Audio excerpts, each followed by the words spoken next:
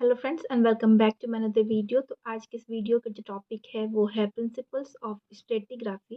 तो चलिए फिर वीडियो स्टार्ट करते हैं। Stratigraphy is based on a set of principles that govern the process of sedimentation. Stratigraphy सिद्धांतों के एक समूह पर आधारित होता है जो कि सेडिमेंटेशन प्रोसेस को नियंत्रित करता है।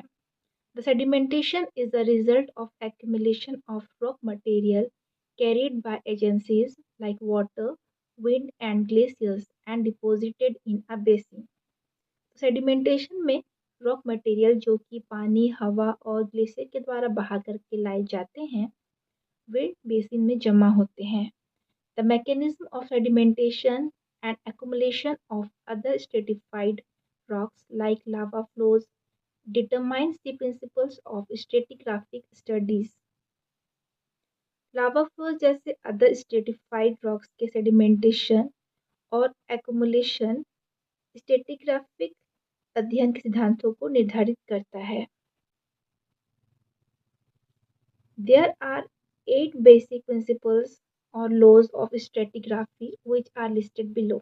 तो यहाँ पे कुछ 8 तरह के बेसिक प्रिंसिपल दिए गए हैं जो कि स्ट्रेटिग्राफिक के लॉ के आधार पे हैं। ठीक, तो पहला है ऑर्डर ऑफ सुपरपोजिशन, दूसरा है ओरिजिनल हॉरिजॉन्टलिटी, तीसरा है लेटरल कंटिन्यूटी, चौथा है क्रॉस कटिंग रिलेशनशिप्स, पांचवा है इंक्लूजन, छठवा है अनकन्फर्मिटीज, सातवा है फोजिल सक्सेशन, आठवां है यूनिफॉर्मेटेरियनिज्म एंड कैटास्ट्रोफिज्म।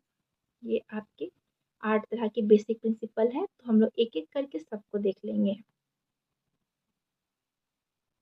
ऑर्डर ऑफ सुपरपोजिशन क्या होता है? देखिए, कोई भी जो सेडिमेंट्स होते हैं जो कि आपका पानी, हवा और ग्लेशियर के द्वारा जो रॉक मटेरियल जो बहा करके लाए जाते हैं और बेसिन में जमा होते हैं, वो सब क्या करते हैं, वो सब एक्युमुलेट होकर के, कंसोलिडेट होकर के क्या करते हैं, एक बेड का निर्माण करते हैं। तो इस तरह से क्या है, बेड जमा होते जाते हैं एक के ऊपर एक, इस तरह से। ठीक है, तो जो सबसे नीचे का जो लेयर होता है, जो सबसे पहले जमा हुआ होता है, वो क्या होता है, वो ओल्डेस्ट होता है सबसे ज़्यादा। उसके ऊपर जैसे हम यहाँ देख रहे हैं, सबसे जो सिल्ट स्टोन सबसे पहले जमा हुआ था, ये क्या था, सबसे ओल्डेस्ट था। उसके ऊपर फिर मड स्टोन जमा हुआ जो उससे यंगर था, और जो सबसे टॉप में है सैंड स्टोन, वो सबसे क्या होगा, यंगेस्ट होगा। वही चीज़ इसमें बताया गया है कि जो सबसे बॉटम में होगा वो आपका सबसे पुराना होगा, और जो सबसे टॉप में होगा वो सबसे आपका यंग होगा। ठीक है, और ये ऑर्डर ऑफ सुपरपोजिशन उन सीरीज के लिए कहा जाता है जिसमें कि बेड जो होते हैं वो अनडिस्टर्ब होते हैं, वो किसी भी चीज़ के द्वारा डिस्टर्ब नहीं हुए होते हैं। तो इसका डेफिनेशन देख लेते हैं। Order of superposition in a series of undisturbed beds, a bed that overlies another bed is always the younger. The youngest bed will be at the top of the sequence. तो undisturbed bed की series में एक bed जो दूसरे bed के ऊपर ओवरलाई करता है हमेशा यंगर रहता है, और सबसे यंगेस्ट बेड सीक्वेंस में सबसे टॉप पर होता है। वही चीज़ यहाँ पे बताया गया है। सेकंड है ओरिजिनल हॉरिजॉन्टलिटी। इसके बारे में भी हम लोग पहले समझ लेते हैं। तो ये देखिए, यहाँ पे 2 तरह के फिगर हैं। एक फिगर में आप देख सकते हैं कि जितने भी बेड हैं ये क्या है, हॉरिजॉन्टल है, और दूसरे फिगर में आप देख सकते हैं यही बेड है जो कि थोड़ा टिल्ट है। तो क्या हुआ है इसमें, ये देखिए कि अभी हमने पढ़ा लॉ ऑफ सुपरपोजिशन, उस पर हमने देखा कि कोई भी बेड जो होता है वो हॉरिजॉन्टल ही जमा होता है। ठीक है, यानी जब ये जमा हुआ होगा तब वो किस तरह से जमा हुआ होगा, हॉरिजॉन्टल वे में। तो जैसे कि ये हॉरिजॉन्टल था, देख सकते हैं आप, तो हॉरिजॉन्टल था, तो बाद में इसमें जब ये डिपॉजिट होकर के, जब कंसोलिडेट होकर के एक बेड का निर्माण कर लिए, उसके बाद में कभी इसमें कुछ टिल्ट या तो फिर कुछ फोल्ड, इस तरह का फीचर यहाँ इसमें मौजूद हुआ होगा, दिखाई दिया होगा, या टिल्ट हुआ होगा किसी एंगल पर। उसकी वजह से बाद में ये हॉरिजॉन्टल के रूप में आपको नहीं मिलेगा। प्रेजेंट के टाइम पे आपको ये इस तरह से भी मिल सकता है। ठीक है, लेकिन जब भी आपको इस तरह के बेड्स को स्टडी करना है जो कि अभी प्रेजेंट में आपको टिल्ट या फिर इंक्लाइन नज़र आ रहे हैं, लेकिन आपको ये याद रखना होगा कि पास्ट में उनका जब डिपोजिशन हुआ होगा तो वो हॉरिजॉन्टली ही फॉर्म किए होंगे। ठीक है, हम डेफिनेशन देख लेते हैं। The sedimentary rocks occur in all depositions, but they are rarely horizontal, and most of the time they may be tilted or dipping at various angles or may even be folded. तो सभी depositions में sedimentary rocks होती हैं, लेकिन वे शायद ही कभी horizontal होती हैं और ज़्यादातर समय वे विभिन्न एंगल पर टिल्टेड और डिपिंग या यहाँ तक कि फोल्डेड भी हो सकते हैं। It is obvious that they could not have been deposited in that condition. Sediments in a basin are always deposited in a horizontal manner, irrespective of the shape of the basin. यह स्पष्ट है कि वे उस स्थिति में जमा नहीं किए जा सकते हैं। एक बेसिन में सेडिमेंट्स हमेशा बेसिन के आकार के बावजूद हॉरिजॉन्टल तरीके से जमा होती हैं। The tilting and folding are structural changes that take place after the rocks are deposited and consolidated. चट्टानों के डिपॉजिट और कंसोलिडेट होने के बाद होने वाले स्ट्रक्चरल चेंज की वजह से उसमें टिल्टिंग या फोल्डिंग होता है। So for a study of the rocks, you have to visualize their nature not in their present deposition, but assuming that they were deposited originally in a horizontal fashion. This is the principle of original horizontality. Rocks के study के लिए आपको उनके nature की कल्पना नहीं करनी होगी और ना उनके प्रेजेंट डिपोजिशन के बारे में ये मानते हुए स्टडी करना होगा कि ओरिजिनली या मूल रूप से हॉरिजॉन्टली डिपॉजिट किए गए थे। और यही आपका प्रिंसिपल है ओरिजिनल हॉरिजॉन्टलिटी का या मूल क्षैतिजता का, यही सिद्धांत है। ठीक है, अब हम लोग उसके डिफिनेशन के बारे में देख लेते हैं कि लेटरल कंटिन्यूटी क्या होता है। In a basin sediments are spread in all direction during the course of deposition, but when traced they show a lateral continuity. तो एक बेसिन में जो सेडिमेंट्स होते हैं वो डिपोजिशन के दौरान सभी दिशाओं में फैल जाते हैं, लेकिन जब उन्हें ट्रेस किया जाता है, उन्हें पता लगाया जाता है, तो वे एक लेटरल कंटिन्यूटी दिखाते हैं। When we study sediments, we often find that in a valley, the deposits cannot be seen. जब हम सेडिमेंट्स का अध्ययन करते हैं, तो हम अक्सर पाते हैं कि एक वैली में डिपॉजिट्स को नहीं देखा जा सकता है, but they are exposed again across the valley as shown. लेकिन वे फिर से वैली के पार फिर से एक्सपोज्ड या उजागर हो जाते हैं, जैसे कि मैंने आपको सबको फिगर में दिखाया था। This is because the subsequent erosion along the valley has removed these sediments. ऐसा इसलिए है क्योंकि वैली के साथ या घाटी के साथ जो बाकी जो इरोजन है या कटाव है, उन्होंने क्या किया, सेडिमेंट्स को रिमूव कर दिया, हटा दिया है। ठीक है, but originally they were deposited in continuity which extends up to the limit of the basin if sufficient amount of sediment is available. Valley जो है, लेकिन ओरिजिनली वो क्या हुए थे, कंटिन्यूटी में वो जमा किए गए थे। ठीक है ना, वैली के जो डिपॉजिट हैं, जो भी सेडिमेंट्स थे जो वैली में थे, वे ओरिजिनली क्या हुए, कंटिन्यूटी में जमा किए गए थे, जो कि बेसिन की सीमा तक फैली हुई थी और सेडिमेंट जो थे वो सफिशिएंट अमाउंट में वहाँ पे क्या थे, उपलब्ध थे। ठीक है, फोर्थ है हम लोग का क्रॉस कटिंग रिलेशनशिप, इसको भी हम लोग समझ लेते हैं। क्रॉस कटिंग रिलेशनशिप में ये होता है कि आपका कोई एक सीक्वेंस है, इस तरह की सीक्वेंस है, तो उस पे जब पहले तो ये डिपॉजिट होते हुए रहते हैं, ठीक है ना, डिपोजिशन के बाद किसी तरह का स्ट्रक्चरल फीचर या कटाव इनमें होता है, जैसे कि डाइक का या तो फिर फॉल्ट अगर इसमें आपका क्रॉस कटिंग की वजह से यहाँ फॉर्म करता है, तो ये जो डाइक या फिर फॉल्ट है, ये हमेशा आपके जो भी सीक्वेंस है इससे क्या होगा, यंगर होगा, क्योंकि आपका जो डिपोजिशन है ये पहले फॉर्म किया होगा, उसके बाद में फॉल्ट फॉर्म किया होगा, उसके बाद इसमें डाइक फॉर्म किया होगा, इस तरह से इसका सीक्वेंस रहता है। तो अगर कहीं सीक्वेंस में अगर आप देख रहे हैं कि वहाँ पे डाइक का फॉर्मेशन है और फॉल्ट का फॉर्मेशन है, और इस तरह से सीक्वेंस में ये दोनों तरह से फॉर्म कर रहे हैं, जो सबसे नया फॉर्म किया होगा वो क्या होगा, डाइक होगा, उससे थोड़ा पुराना आपका फॉल्ट होगा, उससे भी ज़्यादा पुराना आपका क्या होगा, सीक्वेंस होगा, क्योंकि सबसे पहले सीक्वेंस फॉल्ट यहाँ पे आपका सीक्वेंस सेडिमेंट्स डिपॉजिट हुए, देन वहाँ पे कोई फॉल्ट बना और उसके बाद वहाँ पे डाइक या इग्नियस इंट्रूजन जो हुआ था, ठीक है। तो इसे ही हम लोग क्या कहते हैं, क्रॉस कटिंग रिलेशनशिप। अब हम लोग इसके डेफिनेशन को देख लेते हैं। The basic principle of cross-cutting relationship is that when something cross-cuts a sedimentary sequence, it is always younger than that sequence.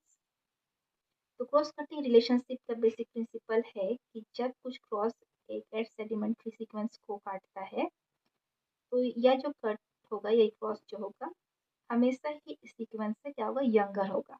In other words, all cross cutting features are produced after the sediment is deposited. दूसरे शब्दों में sediments जो है वो जमा होने के बाद ही क्रॉस कटिंग होती है इनमें, ठीक है। The cross cutting feature may be a structural feature like a fault और an igneous intrusion like a dyke. Cross cutting feature structural feature जैसे फॉल्ट या इग्नियस इंट्रूजन जैसे डाइक हो सकते हैं। It could also be a feature of erosion like a valley और a break in deposition. तो ये और किस किस तरह के भी फीचर हो सकते हैं, जैसे कि वैली का कटाव या फिर डिपोजिशन में ब्रेक, इस तरह के भी फीचर हो सकते हैं, ठीक है। All these changes are brought about after the deposition has taken place. तो ये जितने भी परिवर्तन होते हैं, ये सारे जो होते हैं वो डिपोजिशन के बाद होते हैं, ठीक है। तो ये था क्रॉस कटिंग रिलेशनशिप। हमारा जो फिफ्थ पॉइंट है वो है इंक्लूजन। सबसे पहले हम इंक्लूजन क्या है वो समझ लेते हैं। तो जैसे कि समझ लीजिए यहाँ पे कोई एक ओल्डर रॉक है, ठीक है, और उसके चारों तरफ कोई यंगर रॉक है, ठीक। तो इंक्लूजन का मतलब क्या होता है, समाना, किसी चीज़ के अंदर समाना, ठीक है। तो ये यहाँ पे आप देख सकते हैं पुराना रॉक जो है ये क्या हो रहा है, पहले से एग्जिस्ट कर रहा है, ठीक है, और उसके ऊपर एक नया रॉक फॉर्म करता है। तो जो पुराने रॉक के कुछ टुकड़े हैं ये उसके अंदर क्या होता है, समा जाते हैं। इसी को क्या कहते हैं, हम लोग इंक्लूजन कहते हैं, ठीक है। तो पुराना रॉक जो कि पहले से एग्जिस्ट करता है, यानी कि उससे क्या होगा, ऑल्टर होगा। और यंगर रॉक जो बाद में फॉर्म किया, तो उससे क्या होगा, वो यंग होगा, ठीक है। तो अगर ये जो और एक इसमें विशेषता ये होती है, फीचर ये होता है इसमें कि अगर ये जो यंगर रॉक है ये इग्नियस बॉडी का होगा, तो इस स्ट्रक्चर को हम लोग जेनोलिथ बोलते हैं, ठीक है। तो यहाँ पे कुछ डायग्राम है, वो मैं आपको दिखा देती हूँ। तो ये देखिए दो तरह के डायग्राम है। तो पहला यहाँ पे देखते हैं, यहाँ सेल है, सैंडस्टोन, लाइमस्टोन एंड सिल्टस्टोन। तो यहाँ पे आपको कुछ इंट्रूजन देखने को मिल रहे हैं, जो कि मैंने यहाँ पे लिख दिया है, लाइमस्टोन इंक्लूजन इन सिल्टस्टोन। यानी कि यहाँ पे आपको किसका इंक्लूजन देखने को मिल रहा है, लाइमस्टोन। तो जो लाइमस्टोन है ये आपका प्री एग्जिस्टिंग रॉक है जो कि पहले से था, और बाद में जो इसका इंक्लूजन है वो सिल्टस्टोन में हो गया होगा। तो इसमें जो आपका ओल्डर है वो कौन सा है, लाइमस्टोन है, और जो यंगर है वो आपका सिल्टस्टोन है, ठीक। उसी तरह से दूसरा फिगर भी देख लीजिए। तो यहाँ पे भी एक सीक्वेंस आपको नजर आ रहा है, shale, sandstone, basalt lava flow और एंडेसाइट लावा फ्लो, इस तरह के। तो यहाँ पे जो आपके ओल्डर रॉक है, जैसे सैंडस्टोन इंक्लूजन और बेसाल्ट जेनोलिथ के जो प्री एग्जिस्टिंग रॉक के जो टुकड़े हैं वो क्या है, वो नए जो रॉक हैं बेसाल्ट लावा फ्लो और एंडेसाइट लावा फ्लो उनके अंदर इंक्लूड हो गए हैं। यानी कि ये जो है दोनों क्या है, यंगर हैं इन दोनों इंक्लूजन से, ठीक है। यही है आपका इंक्लूजन। अब हम लोग इसको डेफिनेशन समझ लेते हैं। Sedimentary rocks are often made up of clasts or fragments of older rocks that are carried by river water or any other medium and deposited in a basin. तो sedimentary rocks उस older rocks के clast या fragment से बने होते हैं जो नदी के पानी के द्वारा या फिर अन्य किसी माध्यम से ले जाया जाता है और एक बेसिन में जमा किया जाता है, ठीक है। After deposition, these clasts get consolidated into a rock. और डिपोजिशन के बाद, ये जमाव के बाद, ये जो क्लास्ट है एक रॉक में कंसोलिडेट हो जाते हैं। These clasts range in size from very fine silts to fragments of gravel and can be termed as inclusions in a sedimentary rock. और ये जो क्लास्ट हैं ये आकार में बहुत महीन सिल्ट से लेकर के ग्रेवल के फ्रेगमेंट्स तक होते हैं और सेडिमेंट्री रॉक्स में इंक्लूजन के रूप में इन्हें कहा जा सकता है। ठीक है। In lava flows there can also be some inclusions and they are known as xenoliths. तो लावा प्रवाह में भी कुछ इंक्लूजन होता है, उन्हें जेनोलिथ के रूप में जाना जाता है। The principle of inclusion is that they are all older than the rock in which they are deposited. Inclusion का प्रिंसिपल यह है कि वे उस रॉक से ऑल्डर हैं जिसमें वो जमा किए गए हैं। This is obvious because they are derived from denudation of pre-existing rocks. ये स्पष्ट है क्योंकि वो pre-existing rocks के खंडन से प्राप्त होती हैं। ठीक है। अब हमारा जो सिक्स प्रिंसिपल है वो है अनकन्फर्मिटीज। हम इसे भी समझ लेते हैं पहले, उसके बाद डेफिनेशन में चलेंगे। अनकन्फर्मिटी का मतलब होता है ब्रेक, यानी कि जो सेडिमेंट्स है जब लगातार डिपॉजिट होते रहते हैं, ठीक है, जैसे लगातार डिपॉजिट होते रहते हैं तो वो एक सेडिमेंट्री सीक्वेंस का निर्माण करते हैं। तो सीक्वेंस जो लगातार चलता रहता है लेकिन उसके बीच में कभी किसी वजह से एक ब्रेक हो जाता है और उसके बाद फिर से सेडिमेंट जो है कुछ साल के बाद फिर से डिपॉजिट होने लगते हैं, लेकिन उनका जो सीक्वेंस होता है वो अलग हो जाता है, चेंज हो जाता है। तो ये दोनों सीक्वेंस के बीच के जो गैप है, ये ब्रेक है, इसी को हम क्या कहते हैं, अनकन्फर्मिटी कहते हैं। ठीक है। When sediments are deposited continuously, they constitute a sedimentary sequence. Very often it happens that there is a break in sedimentation, which is called an unconformity. जब सेडिमेंट में लगातार जमा होता है तो वे एक सेडिमेंट्री सीक्वेंस का गठन करते हैं और बहुत बार ऐसा होता है कि सेडिमेंटेशन में एक ब्रेक हो जाता है जिसे कि अनकन्फर्मिटी कहते हैं। The break in sedimentation can be due to the non-availability of sediment or to the filling up of the basin. Sedimentation में ब्रेक सेडिमेंट की गैर उपलब्धता या फिर बेसिन के भरने के कारण हो सकता है। Alternatively, the basin may be uplifted and hence no sedimentation can take place and the break may last for a brief period or may be long. वैकल्पिक रूप से बेसिन शायद अपलिफ्ट किया गया इसलिए कोई भी सेडिमेंटेशन नहीं हो सकता है। तो ब्रेक एक संक्षिप्त अवधि या ये कम अवधि के लिए या फिर लंबे समय तक रह सकता है। ठीक है। In the former case it may be difficult to locate an unconformity.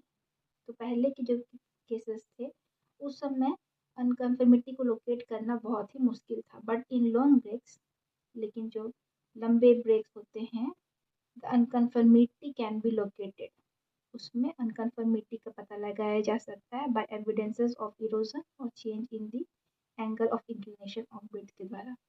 Erosion के एविडेंसेस के द्वारा या तो फिर बेड के इंक्लिनेशन, एंगल ऑफ इंक्लिनेशन की वजह से उसका पता लगाया जा सकता है। हमारा सातवां पॉइंट है वो है फॉसिल सक्सेशन। तो इसे भी हम लोग समझ लेते हैं। तो यहाँ पे आप फिगर में देख सकते हैं कि 4 बेड हैं, 1 2 3 एंड 4। तो जितने भी सेडिमेंट्री रॉक्स होते हैं उनमें आपको अलग अलग तरह के फॉसिल्स देखने को मिलते हैं और ये जो फॉसिल्स होते हैं वो पास्ट के जितने भी ऑर्गेनिज्म होते हैं उनके अवशेष होते हैं और ये जो फॉसिल्स होते हैं वो समय समय पे उसके प्रकार और उनके स्पीसीज जो होते हैं वो क्या होते हैं, चेंज होते रहते हैं।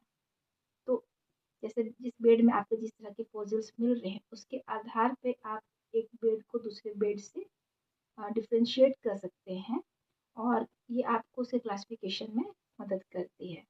यही आपका fossil succession. Most sedimentary rocks bear fossils that are the remains of organisms of the past. अधिकांश सेडिमेंट्री रॉक्स जीवाश्मों के संग्रह किए रहते हैं जो कि पास्ट के ऑर्गेनिज्म के अवशेष होते हैं, but the type and species of organism keep changing from time to time. लेकिन समय-समय पर जीव का प्रकार और प्रजातियाँ क्या होती है, बदलती रहती हैं। As a result, the fossils are not the same in different strata. तो परिणाम स्वरूप फॉसिल जो होते हैं वो अलग-अलग स्ट्राटा में एक जैसे नहीं होते हैं और उनमें कोई भी समानता नहीं होती है। Therefore, on the basis of the type of fossils in a bed, it is possible to differentiate between the beds at different levels. तो एक बेड में फॉसिल्स के प्रकार के आधार पर डिफरेंट लेवल पर बेड के बीच का अंतर करना संभव है।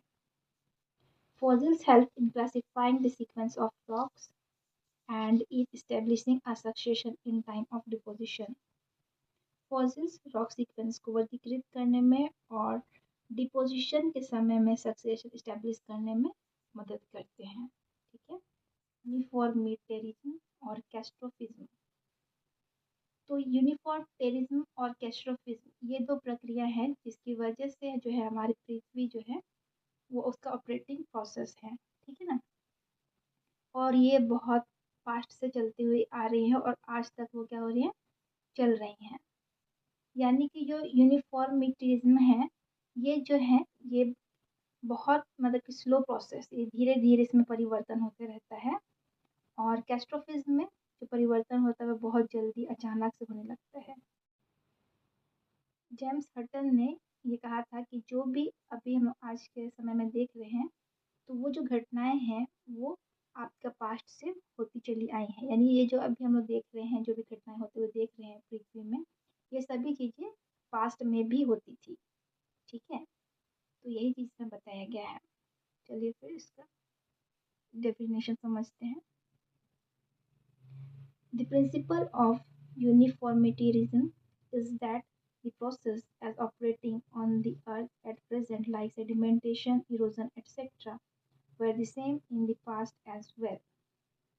तो यूनिफॉर्मिटेरिज्म का सिद्धांत यह है कि वर्तमान में पृथ्वी पर सेडिमेंटेशन, इरोजन आदि जो भी हैं ये अतीत यानी पास्ट की तरह यह भी सेम है, समान है। ठीक है, these processes over a prolonged period of time were responsible for the changes that have taken place on earth. लंबे समय तक से जो प्रक्रियाएं हैं पृथ्वी पर कुछ परिवर्तन के लिए जिम्मेदार थीं। For understanding the historical evolution of Earth under the principle as proposed by James Hutton is that study of the present is the key to the past. James Hutton द्वारा प्रस्तावित इस सिद्धांत के तहत पृथ्वी के ऐतिहासिक विकास को समझने के लिए वर्तमान का अध्ययन अतीत की कुंजी है। ठीक है, Uniformitarianism is a slow process and brings about changes after a prolonged period of time. यूनिफॉर्मिटेरिज्म या फिर एक रूपता एक धीमी प्रक्रिया है और लंबे समय के बाद वो परिवर्तन लाती है। However, it has been noticed that major changes on Earth have taken place suddenly through some catastrophic events. लेकिन यह देखा गया है कि कुछ कैटास्ट्रॉफिक इवेंट के माध्यम से पृथ्वी पर परिवर्तन जो हुए हैं वो अचानक से हुए हैं। तो earth history consist of long period of gradual and uniform changes, uniformitarianism, followed by occasional short period of a catastrophic event, catastrophism. इसलिए पृथ्वी के इतिहास में लंबे समय तक क्रमिक और समान परिवर्तन होते हैं और इसके बाद कभी-कभी एक कैटास्ट्रोफिक इवेंट की एक छोटी अवधि होती है। So while both uniformitarianism and catastrophism are the operating processes in Earth history, the major changes are all a result of catastrophism.